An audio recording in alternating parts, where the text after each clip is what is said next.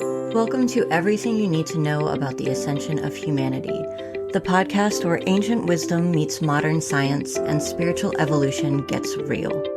I'm Heather, an energy healer, channel, and spiritual coach with Divine Ascension Company. Each week, we're diving deep into the mysteries of human consciousness, spiritual awakening, and the profound transformation happening within us and around us. But here's the thing. We're not doing this with our heads in the clouds. We're bringing neuroscience, psychology, quantum physics, and cutting-edge research to the table alongside meditation, energy work, and timeless spiritual teachings. Because the truth is, the ascension of humanity isn't some far-off cosmic event. It's happening right now in the choices we make, the awareness we cultivate, and the healing we do within ourselves. Whether you're curious about how mindfulness literally rewires your brain, why shadow work is backed by depth psychology, or what coherence between your heart and mind actually means scientifically, you're in the right place. We'll explore practices like breathwork, meditation, and emotional alchemy, not as abstract concepts, but as tangible tools grounded in both spiritual wisdom and scientific understanding. And here's where it gets even better. In our bonus episodes, you'll hear from real people sharing real stories. These are the warriors, the healers, the everyday seekers who've walked through their own darkness and found their light. They'll share their breakthroughs, their struggles, and the resources that actually helped them along the way. Because personal growth isn't a solo journey, and you deserve to know you're not alone. So whether you're just beginning to question the nature of reality, or you're deep in your spiritual practice, this podcast is your companion on the path. It's time to expand, to awaken, and to rise together. Let's begin. Today, our guest was bedridden 80% of the time, in pain that had escalated to the point where some days she couldn't even breathe. She'd lost a friend, lost her home, moved to the forest with no service, and she had made a decision that she didn't want to live anymore. Then a program came up on her screen. She screenshot it, and when she finally got service, she signed up. Lora Danielson, also known as Starla, is a quantum shifter, Superconscious Recode practitioner, and intuitive energy reader who works across tarot, Akashic records, past life readings, and psychic readings. She's been living in the forest in Canada for 2 years, pain-free for 2 years, and building a practice designed to do what a lot of energy work skips.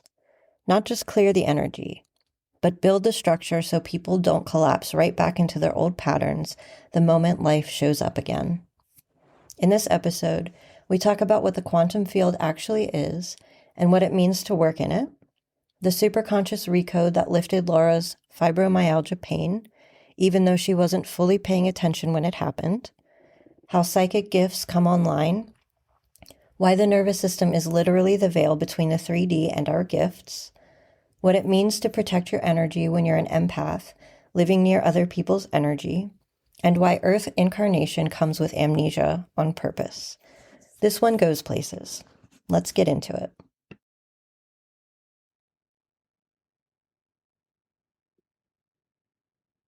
All right, guys, welcome back to another episode. Today we have a very special guest. Her name is Lora, and she is a quantum healer, which I'm really excited to talk about because we haven't really gotten into quantum healing very much on the show, and I really want to kind of dive into that and what that is. She also does dream interpretation and other kinds of readings, and I'm pretty excited about this conversation today. Lora, how are you doing today? I'm good. How about you? Doing great, doing great. So why don't you kind of get started and give us a little bit more about who you are and what you do? So, as you said, my name is Lora. I'm actually also known in the reading space, and on my website, you'll see in my social medias that I'm also called Starla. I was doing some readings on a different platform, and they had kind of a thing where they didn't want us to associate with our private life and our public life. But then as I left that app, I had met a lot of people. And I loved the name Starla. It was something that my dad had kind of was leaning towards when I was a baby that he wanted to name me, and my mom said no, and they settled on Lora. So you will see some of my medias where I'm listed as Starla as well, including my website. So, like you mentioned, I do quantum healing. I've kind of restructured that term into more like quantum shifter or quantum shifting, because I think one trap that a lot of us get stuck in is that healing loop where we believe that we are stuck because we have to heal. And the thing that I think that I've learned most in the quantum space is that that's not the case. It's a lot of shedding, it's a lot of releasing, and kind of just stepping out of a lot of the identities and beliefs that we are carrying so much, and that it takes so much time to get through everything. So as much as you know, in on either side of the fence, if you want to call it healing or shifting, I guess my main emphasis on the fact that we're not broken, and so we don't need fixing.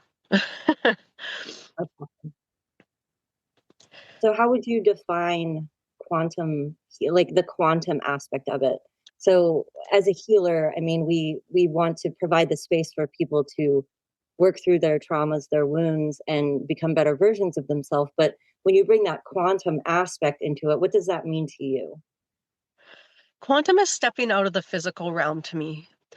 You know, even when we're pushing energy through the physical, whether you're a Reiki healer, long distance or in person, which I mean, and I do both of those as well, moving energy, creating like the energy balls, and, you know, using whatever type of energy in the 3D to help people shift and move out like physical problems or injuries, as well as you know that mental aspect of it. A lot of the focus on the energy is strictly within the 3D realm as you're using it. And as you start to do long distance work, I believe it naturally kind of just works into the different fields and the quantum fields. And because you can do all of the work from across the world, you don't have to be in person. There is like that level of intimacy and more I think intimacy is the right word. The intimate factor of being in person and doing all of the work in person. However, once you move it to another space and you're doing it online and working with people across the world, or even in, you know, the same city, but just via Zoom or FaceTime, or even talking on the phone, there comes a point where you do, maybe without realizing it, are entering in that quantum field, that just expanded field that reaches into the different dimensions. Yeah, absolutely. And so what got you into doing this kind of healing? So this is kind of where I won't say it's where my journey started. It's where this leg of the awakening started. And I had been diagnosed with fibromyalgia back in about 2019, 2020. And I was working full time, multiple jobs, and every time I was doing too much physical labor, I would end up bedridden for about a week at a time. And as that got worse, and the numbness in my hands got worse, and the pain through my body, and you couldn't touch my skin, and the pain just escalated to levels where I couldn't breathe some days. And it progressively got worse over quite a few years, to the point where I ended up bedridden about 80% of the time. Wow. And in that space of being bedridden, we had a lot of stress happen. We lost a friend, ended up having to leave our home, moved out to the forest, had no service, and everything that was happening was just increasing that level of pain that I was in, to the point where I had decided that I didn't want to live anymore. And in that space, I had made a decision to go see my parents. I didn't want to go see my sister or my niece because I felt like that was going to make me change my mind. And so I kind of went to give some information to my parents without overly telling them much what was, you know, on my mind. And I found this program, and being out of service, I didn't actually get to do any of the pre-work for it or read into it very much. It literally came on my screen and I screenshot it. And then the next time I was in service, I signed up for it because it just so happened to fall on the time when I was going to be at my parents' place. Nice. And that was where I started this quantum. And he calls it the Superconscious Recode. And when I do use it, I also, speak to the superconscious. And I also use all of my other gifts, my intuitive gifts and my energy reading gifts, to go into the quantum with our superconscious to actually work through the space. But in doing his 5-day class that it was, I wasn't even fully present because I was with my parents. I kind of would just put in my headphones at night and listen to it as I was going to sleep. And then on the Wednesday, the 3rd day of the class, we were headed back to no service, and I just made my boyfriend stop, and I was like, you know what, let's stop here. I want to listen to this part of the thing. I feel like this is what I've been waiting for. And so we're sitting in our car and chatting, and he finally says, okay, I need you to give permission. And of course I was like, well, what do I have to lose at this point? So I gave permission, and I experienced my first superconscious recode. And he talked for about 3 to 5 minutes. And in that first 3 to 5 minutes, it was almost like these bubbles went through my body. Like it just, I don't know how else to explain it, but it was like it went bloop, bloop, bloop. Like it felt like I sat up straighter, even in that moment. And I just ultimately felt good. And I hadn't felt good in about 3 years. So I didn't say anything, even to my boyfriend who was sitting beside me. And when he addressed the superconscious, I actually was like, oh, I found a quack. I was like, oh, this guy's Looney Tunes. I'm like, what have I done? and I didn't even listen to the actual words he was using or pay attention to what was happening. I was actually even chatting with my boyfriend while he was talking. Even after choosing to stop to give permission and allow this to happen, I wasn't fully attentive. And so for my pain to have lifted with all of that, I spent about 5 days really pondering. And at about day 5, my boyfriend looked at me. He goes, you haven't woken up crying in about 5 days. And Wow. I'm like, oh, you've noticed. I'm like, yeah, I'm like, I feel good. I'm like, I feel better than I did when I was 16 years old, about the time when my pain did first start. I was in a car accident and I almost went through the windshield of the car. Wow. And from that point on, like my hands would go numb and I would have like bouts of pain. But I'm a trooper and a fighter, and and I did things despite any of that pain. But so when I'm coming up into my 40s, when all of a sudden I couldn't get out of bed, I'm like, if I'm 40 and feeling like this, I don't see a future. I don't want to be 80. I couldn't imagine what life is going to be like at 80 if this is what 40 looks like. So that is how I got started on the superconscious work, on the quantum shifting healing side of things, is because it literally gave me my life back. That's amazing. And Yeah. the fact that you weren't even really paying attention and it still had such an impact really speaks to, because even with like hypnosis and things like that, people are like, oh, like I do hypnosis before I go to sleep, and sometimes I fall asleep, sometimes I don't. And I even on my YouTube channel, I do my own hypnosis sessions with that. And I always tell people, like, even if you fall asleep or you're not paying attention, like it speaks to your subconscious and still has an effect on you. And the fact that, this experience you had without even really paying attention and giving permission, but still having doubt with that impact, like the impact that it had on you, really kind of speaks to how that works. 100%. And that's why it's been interesting the last 2 years, because it's been 2 years of pain free. And in that time, when it first happened, I was like, oh, my whole life is going to be perfect and everything is great. My journey had other it had other plans, and they can't see that it stopped that struggle completely, but having no pain gave me the opportunity to go deeper and to do more work.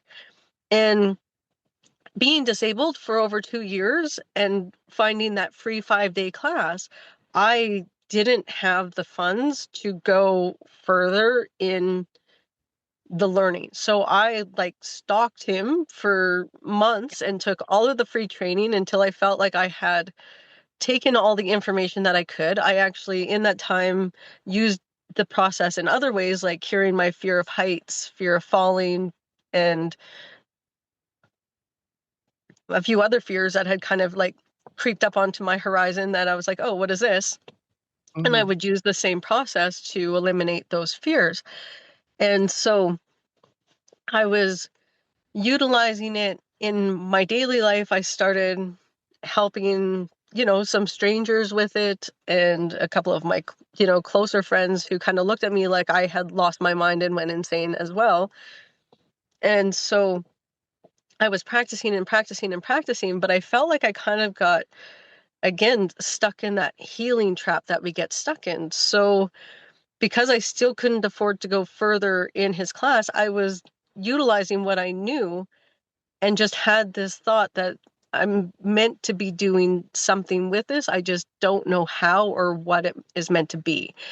And I started following synchronicities. And as I followed synchronicities, I found my next mentor who guided me into getting my mastery of energy. So I didn't fall under one blanket of Reiki. I went straight into all of it, reading past lives, empowered lives, working in the Akashic records, working under the Reiki umbrella of using our energy to move stuff out of the body,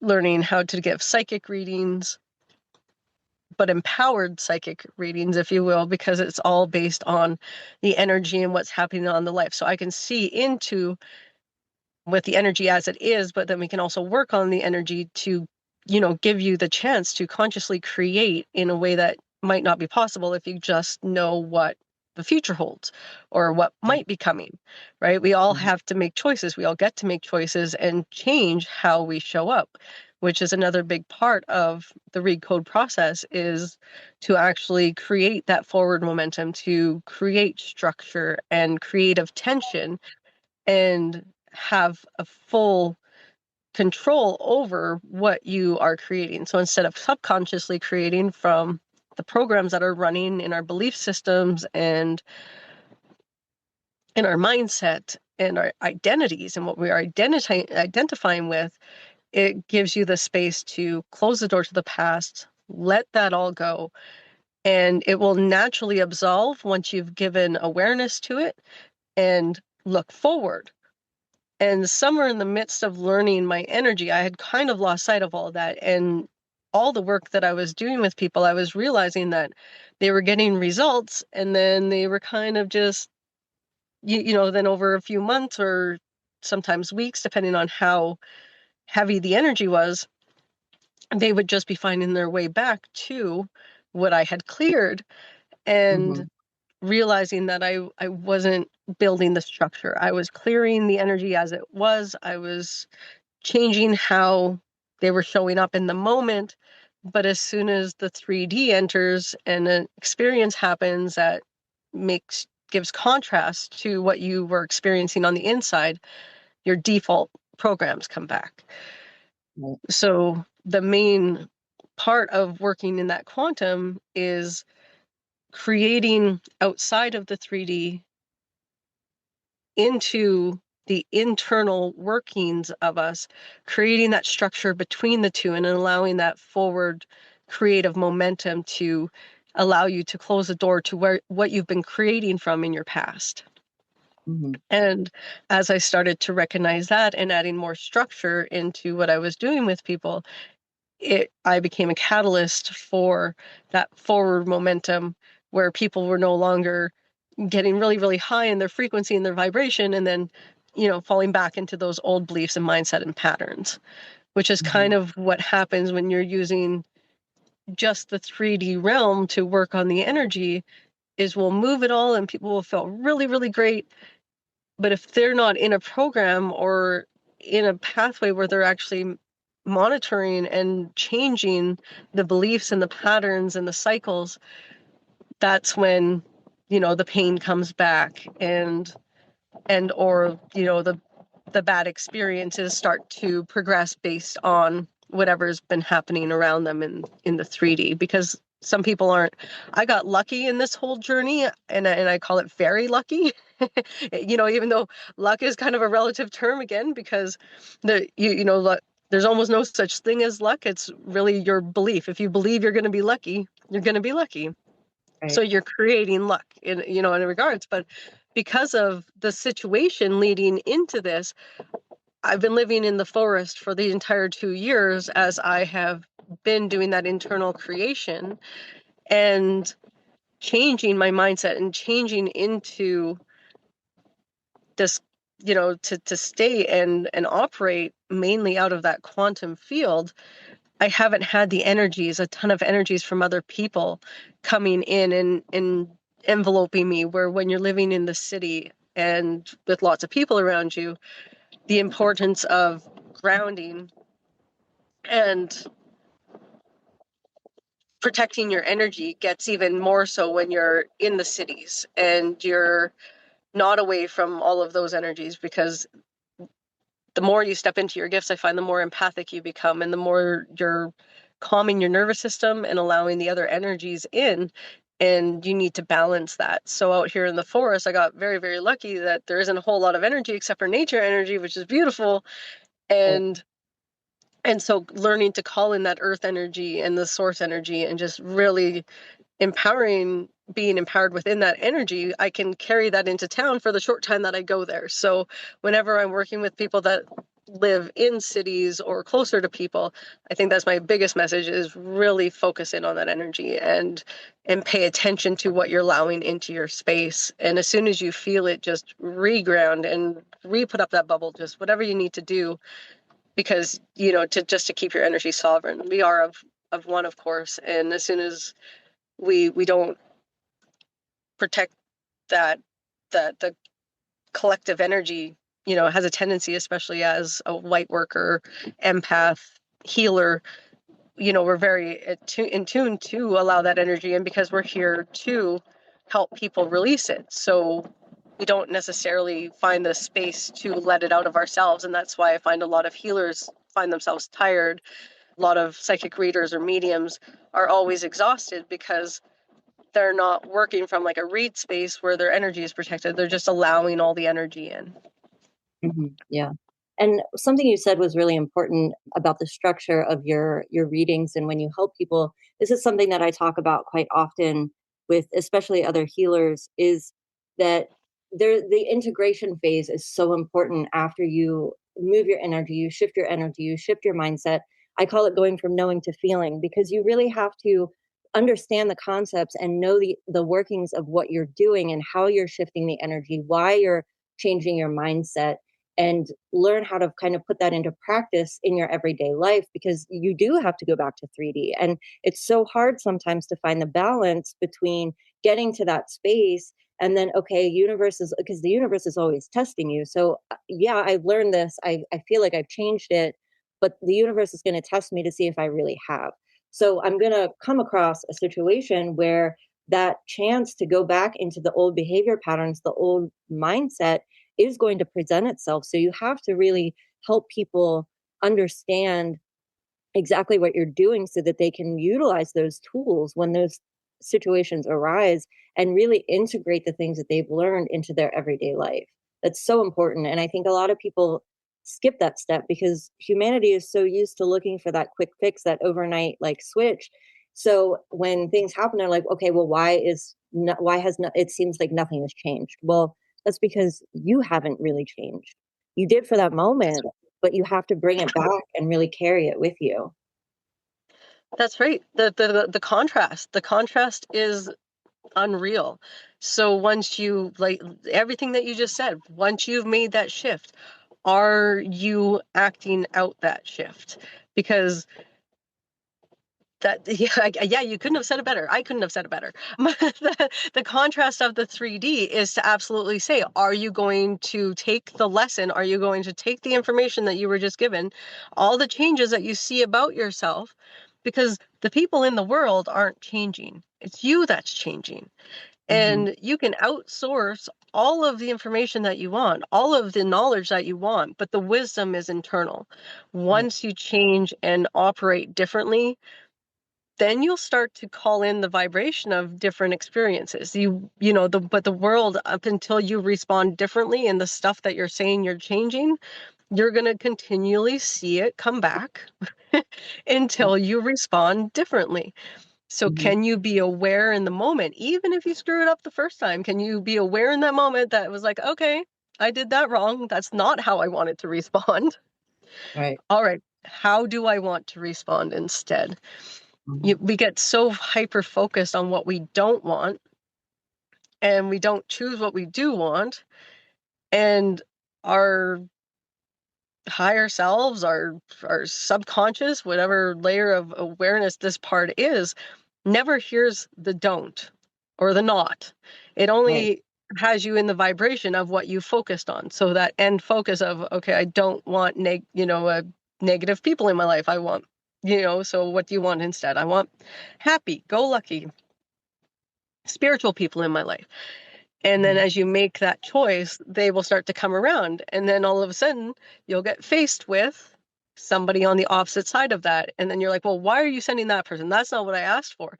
But did you respond differently? Did you set a boundary and say, nope, that's not what I want to have in my life? And, compassionately decline that interaction. Mm-hmm. Absolutely. So I want to shift gears a little bit and talk about your psychic and intuitive gifts. This is something that is important to me to share with people because there's, especially now with the veil lifting and people starting to have more experiences that they can't explain. How did you know when your gifts started coming online?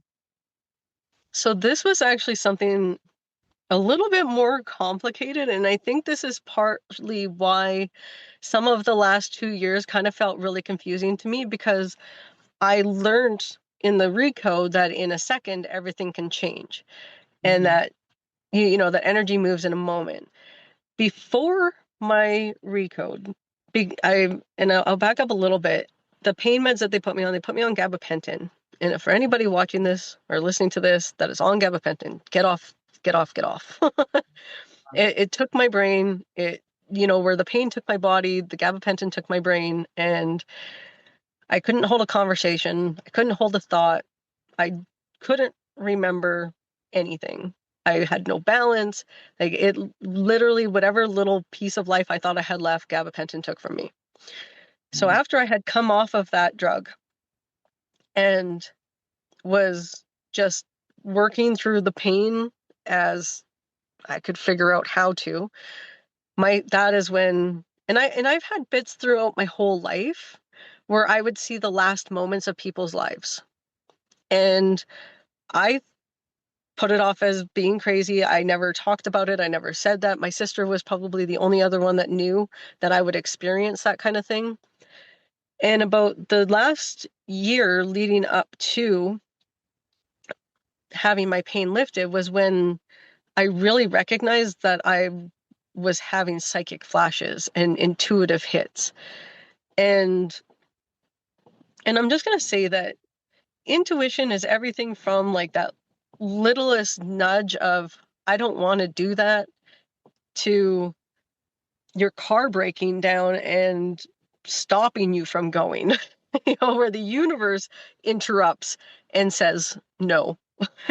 So to actually look at like intuition, it's our bodies flex, good or bad, to any situation around us. We just tend to tune it out, especially if, maybe someone we love says, that's not right. And, like, we'll look at the cheating boyfriend or girlfriend. And you intuitively know, your body is telling you, your mind is telling you, everything about the situation is telling you, but because that person is telling you, no, you're crazy, you're just being overreactive, you're responding to your past, we tend to turn down everything about our intuition. We just turn it down to the softest setting and ignore it. And we don't speak to our hearts. We don't open up our heart space, which is where that flood of information comes from. Mm-hmm. The psychic visions that I was having, I seen my friend's death before it happened. I told him, it didn't change the outcome. So there came a point where I was like, well, what good is these gifts if I can't change the outcome? But that was not understanding the energy behind the gifts. And so it's really interesting to be on the side where I actually really leaned into my intuition and learned my psychic gifts versus somebody who naturally steps into those gifts without going the opposite way and looking at the energy and the quantum field and why they're happening and what more is there to those gifts. Mm-hmm. I like being on this side of the coin, even though I did know that I experienced it the opposite way. I feel like I control them a lot better. I'm not at their mercy, where I have a psychic friend that is at the mercy of his gift. And Yeah. I've been, wanting to do more with him, but he's very stubborn. So, as we can be. But this is like the best part about it is everybody is psychic and intuitive in some way. You can choose how you live it. You can choose how much you let it in and how little. And a lot of what I learned was I loved how she did it. And basically it was like, here's your tools, protect your energy and create a read screen. Now you're going to go do readings. And I was like, oh, am I? And as just protecting the energy, creating the read screen, so you're not inviting the energy into your body, again, keeping your own energy sovereign from, and then choosing what gifts you want to enunciate and make more prominent. And you can choose to be a medium. You can even choose to see the spirits. And it will take practice and work and dedication, because you're changing your DNA, you're changing your makeup, and you're needing to relax your nervous system, because our Mm-hmm. nervous systems are technically the veil. I love that you talked about like how the veil is thinning, but what is actually happening is as more of us are calming and regulating our nervous systems, that's the veil. That has been our veil. That is our ultimate protection in our bodies, is our nervous system. And they've been on such high alert from being burned at stakes as witches, and over time, as intuitives and psychics been ridiculed and berated and called crazy. Mm-hmm. We've lived, and the 9 to 5s, the constant stress, all of that has hyper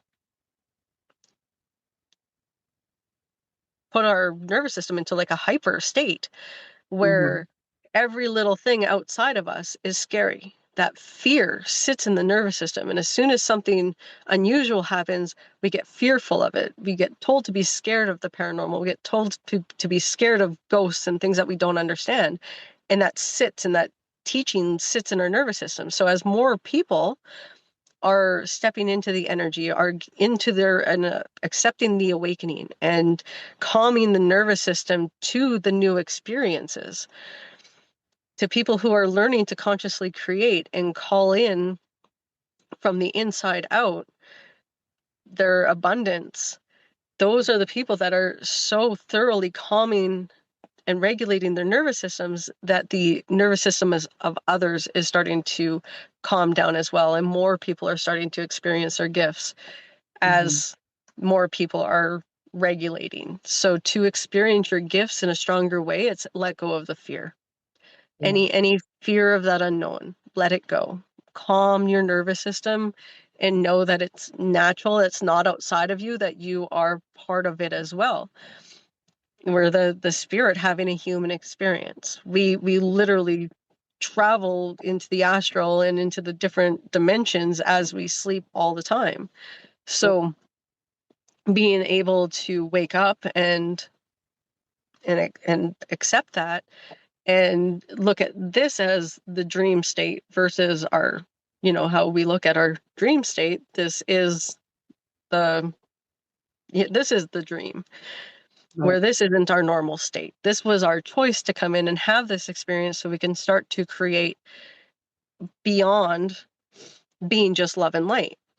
It's like that whole, if you were in a white room and there was no contrast, how would you know you were in a good place? And that's kind of like what it is being outside of our bodies, where everything is just love and light. So we come here to experience contrast in order to become more enlightened beings. Absolutely. Yeah. Earth is the hardest school because, we come in these very dense bodies that we're not used to. We have all these limitations between the nervous system, the ego, the mind, the physical body itself. And we come here and we learn these lessons the hard way because we want to grow as a soul. We want to have these contrastic experiences so that not only do we learn and create, but we also grow as a soul because we can appreciate the love and the light so much more because we know what it's like not to have it. We can appreciate being one with everything because we know what it's like to forget that. We can appreciate being these amazing, powerful, eternal beings because now we come here, we forget, we experience the separation from source, we experience the duality of life, the black and the white, and we don't have that otherwise. So to come here and to have all these hard lessons, it really is for, the greater good for our soul because we don't experience that anywhere else. And that's exactly it. Earth is the only place that we incarnate, that we come here with amnesia, where we are here truly learning to connect to source energy beyond, our free will.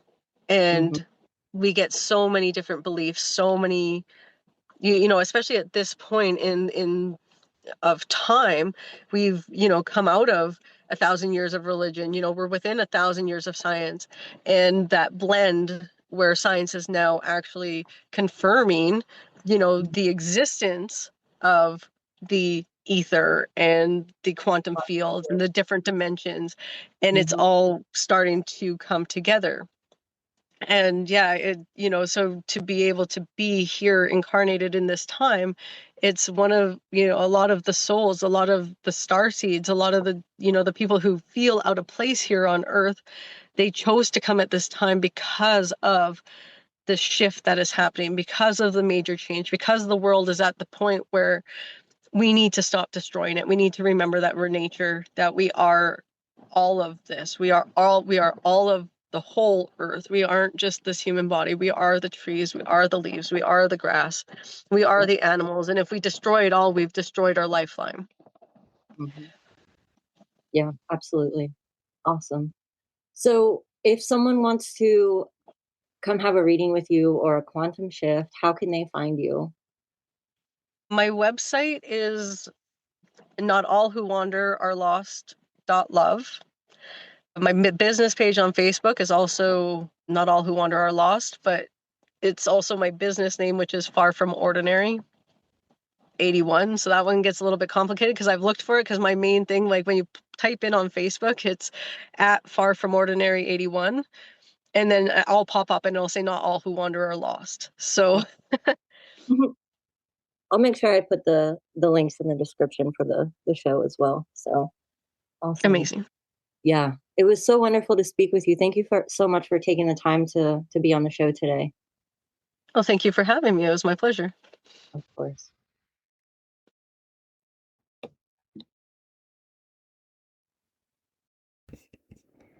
If you're feeling called to go deeper, to actually sit in your own records and hear what your soul has been trying to tell you, that's what Akashic Records readings are for.